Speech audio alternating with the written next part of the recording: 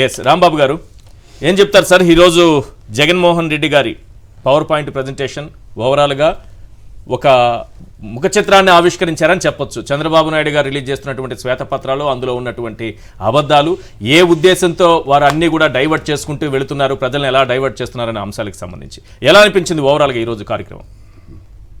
చాలా క్లారిటీతోనే మాట్లాడారు, అందులో సెకండ్ థాట్ లేదు. ఎందుకంటే ఆయన ఇచ్చినటువంటి ఎక్స్ప్లెనేషన్ లో కూడా అసెంబ్లీలో వీటన్నిటి మీద మేము మాట్లాడాలనుకున్నాం, కానీ సరైనటువంటి సమయం మాకు దొరకనటువంటి సందర్భంలో మేము ఎప్పుడైనా సరే ఎప్పుడు అసెంబ్లీ పెట్టినా ఈ రకంగానే ప్రెస్ కాన్ఫరెన్సెస్ పెడతామని చాలా క్లియర్ గా చెప్పారు దాంట్లో. సో ఇప్పుడు వారు ఇచ్చినటువంటి శ్వేతపత్రాలన్నిటికీ కూడా ఆయన చాలా కూలంకషంగా 2 గంటల పాటు చాలా ఓపికగా చాలా డీటెయిల్ గా దానిలో సమాధానం చెప్పారు. అయితే ఇప్పుడు దీనిలో ప్రధానమైనటువంటి ఇదేంటంటే రాష్ట్రం అంతా అప్పుల్లో ఉంది కాబట్టి ఫర్దర్ గా అప్పులు చేసేటటువంటి అవకాశం మాకు తక్కువగా ఉంది కాబట్టి మేము ఇచ్చినటువంటి హామీల్ని మేము ఇంప్లిమెంట్ చేయలేమని ఒక పక్క, నిన్న లోకేష్ గారు మాట్లాడినట్టుగా తల్లికి వందనం అనేటటువంటిది నెక్స్ట్ ఇయర్ చూద్దాంలే అనేటటువంటి ఒక మాట మాట్లాడారు. సో ఇవన్నీ ఈ రకంగానే పోస్ట్ పోన్ అవుతుంటాయి. ఈ ఇచ్చినటువంటి హామీలు మనం కనుక చూస్తే దాదాపు 1 నెల ముందు అమలు చేస్తే సరిపోద్ది కదా, ఇచ్చినట్టు ఉంటుంది, అమలు చేసినట్టు ఉంటుంది.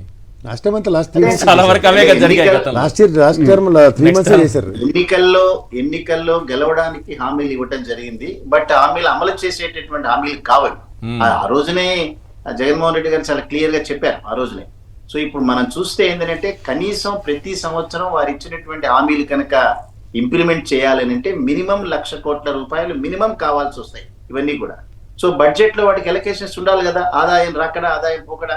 ఇప్పుడు ఎకనామిక్స్ లో ఏదైనా సర్ప్లస్ బడ్జెట్ కానీ లేదా డెఫిసిట్ బడ్జెట్ కానీ ఏ రకంగా మీట్ అవ్వాలో ఎకనామికల్ ప్రిన్సిపల్స్ ఉన్నాయి.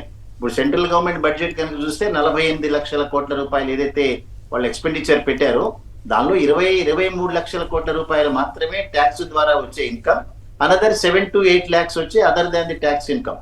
సో అక్కడ కూడా దాదాపు 18 లక్షల కోట్ల రూపాయలు పైబడి అప్పులు చేశారు. అప్పులు చేసినంత మాత్రాన ఇదేదో దీనిలోకి వెళ్ళింది అనేటటువంటి ఆర్గ్యుమెంట్ కి మనం యాక్సెప్ట్ చేయం. కానీ ఆ అప్పులు చేసిన తర్వాత ఎన్ని రకాలైనటువంటి వెల్ఫేర్ స్కీమ్స్ కండక్ట్ చేశారు, ఎట్లా వెళ్ళింది అనేటటువంటిది లాస్ట్ గడిచినటువంటి పార్లమెంట్ లో నిర్మలా సీతారామన్ గారు చాలా క్లియర్ గా చెప్పారు. 4,85,000 కోట్ల రూపాయలు మాత్రమే ఆంధ్రప్రదేశ్ కి అప్పులు ఉన్నాయనేటటువంటి మాట. అదే సమయంలో కొంచెం ఆర్థికంగా బలపడుతున్నటువంటి రాష్ట్రాల్లో ఆంధ్రప్రదేశ్ ఉందన్న మాటని చాలా చక్కగా వివరించారు కూడా. అది ఎందులో సెకండ్ థాట్ లేదు. ఆ రకంగా ఇప్పుడు వెల్ఫేర్ యాక్టివిటీస్ లో దాదాపుగా 1,85,000 కోట్ల రూపాయలు వారు తీసుకున్నటువంటి అప్పుల నుంచి వారి దగ్గర ఉన్నటువంటి ఇన్కమ్ నుంచి ట్రాన్స్ఫర్ చేశారని చాలా క్లియర్ గా తెలుస్తున్నాయి అక్కడ. అయితే యాజ్ ఆన్ టుడేకి వచ్చేటప్పటికి ప్రజలకు ఇచ్చేటటువంటి వాటిలో చాలా కన్ఫ్యూజన్ గా, ఒక పక్క కేంద్ర ప్రభుత్వం పార్లమెంట్ లో ఒక రకమైన ఫిగర్స్ డిక్లేర్ చేసింది, గవర్నర్ అడ్రస్ లోనేమో 10 లక్షల కోట్ల రూపాయలని, మీడియానేమో 14 లక్షల కోట్ల రూపాయలని రకరకాలుగా కన్ఫ్యూజ్ చేశారు.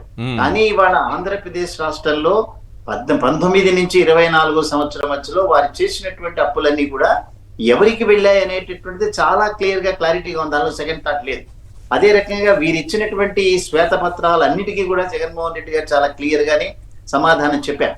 ఇప్పుడు గనక మనం చూస్తే వాళ్ళ అమరావతికి ఏదైతే 1,00,000 కోట్ల రూపాయలు పైబడి కావాలని అడిగారో, అదే రకంగా వారు ఇచ్చినటువంటి హామీలు ఏవైతే అడిగారో ఈ 5 సంవత్సరాల కాలంలో మినిమం 7 నుంచి 9 లక్షల కోట్ల రూపాయలు అప్పు చేస్తే తప్ప హామీలు అమలు కావు. ఏ హామీ కూడా అమలు కాదు, ఇంక్లూడింగ్ పెన్షన్ అనేటువంటి హామీలు కూడా అమలు కావు ఇవన్నీ కూడా. అందుకనే ఇంటెలిజెంట్ గా వాళ్ళ ప్రాధాన్యతల్లో అమరావతిని మాత్రమే డెవలప్ చేయాలి కాబట్టి కేంద్ర ప్రభుత్వంతో 15,000 కోట్ల రూపాయలు గ్రాంట్ అనేటటువంటి ఒక మాట చెప్పించుకున్నారు. గ్రాంట్ అంటే లెటరల్ ఏజెన్సీస్ ద్వారా ఇచ్చేటటువంటి దాన్ని మేము గ్యారంటీగా నిలబడతామని తర్వాత క్లియర్ గా వారు చెప్పారు, అది వాళ్ళు పే చేస్తారా మేం చేస్తామని తర్వాత తీర్చుకుంటాం.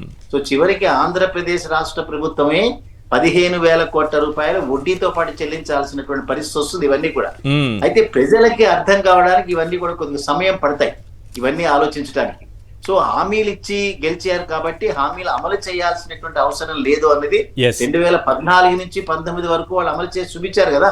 రైతులకు ఇచ్చినటువంటి హామీ ఏదైతే ఉందో దాన్ని అమలు చేయలేదు, డ్వాక్రా మహిళలకు ఇచ్చినటువంటి హామీలు అమలు చేయలేదు. ఇవన్నీ కూడా అమలు చేయకపోయినా సరే పర్వాలేదు అనేటువంటి కంక్లూజన్ కి వచ్చినప్పుడు సో ఈ ప్రీవియస్ ప్రభుత్వం మీద ఒక రకమైనటువంటి నిందలు వేసి వాళ్ళు ఆల్రెడీ అప్పులు చేశారు కాబట్టి ఫర్దర్ అప్పులు మేము చేయలేము అందుకని ఇవన్నీ కూడా మేము చేయలేము అనేటటువంటి దానికి అల్టిమేట్ గా కంక్లూజన్ Yes. వస్తారు. రైట్. బట్ ఇవాళ అనేక విషయాల మీద ఏదైతే ఆయన క్లారిటీ ఇచ్చారో జగన్మోహన్ రెడ్డి గారు చాలా పర్ఫెక్ట్ గానే ప్రజలందరికీ కూడా వెళ్ళిందని నేను భావిస్తున్నాను. రైట్.